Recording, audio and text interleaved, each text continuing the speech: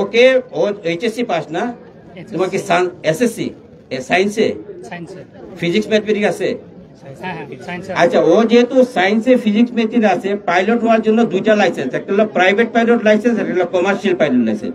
আর আমরা যারা আমাদের হলো এটিপিএল এয়ারলাইন ট্রান্সপোর্ট পাইলট লাইসেন্স, 3 ধরনের ক্যাটাগরি।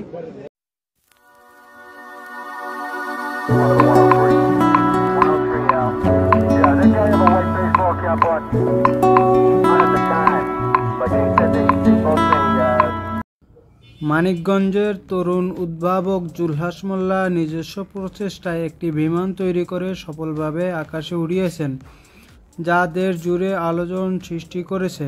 প্রায় 4 বছরের পরিশ্রম ও গবেষণার পর তিনি এই সাফল্য অর্জন করেন।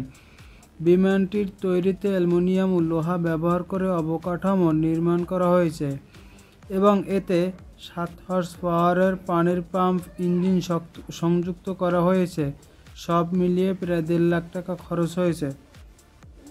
গত 3 মার্চ যমুনার চরে প্রথমবারের মতো বিমানটি প্রায় 50 ফুট উচ্চতায় উঠতে সক্ষম হয়।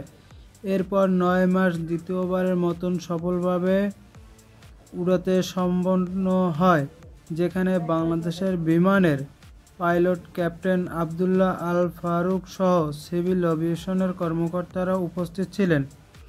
জুলহাস মোল্লার এই উদ্ভাবনী প্রচেষ্টা দেশের বিভিন্ন মহলে প্রশংসিত হয়েছে। ইউএস বাংলা এয়ারলাইন্স তার গবেষণা ও উন্নয়নের কাজে সহযোগিতার প্রস্তাব দিয়েছে, যা তার স্বপ্ন পূরণে গুরুত্বপূর্ণ ভূমিকা রাখতে পারে।